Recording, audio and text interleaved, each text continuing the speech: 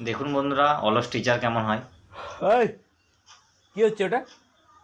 আমি গেলে কিন্তু খারাপ হয়ে যাবে। তাই নাকি? শুধু যেতে ইচ্ছে করছে না বলে এস বেঁচে যাচ্ছিস তোরা। স্যার ঘুম পাচ্ছে, ঘুমাবো। এই কে বললে কথাটা?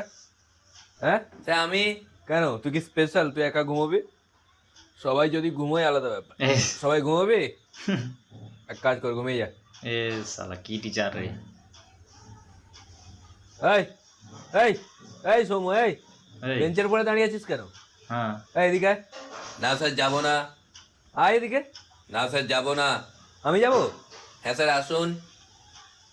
তোর যেতে ইচ্ছে করছে না বলে। শোন তো, ওর কাছে গিয়ে দুটো থাপ্পড় মারতো। এরকম অলস টিচার তো ব্যাস ঘন্টা পড়ে গেল। ও আর উঠতে হবে, আবার অন্য ক্লাসে যেতে হবে। এই কে কে জিমে যাস? তোরা দুজন আয়, আমাকে তুলে নিয়ে যা, ক্লাস 9B তে পৌঁছে দিয়ে।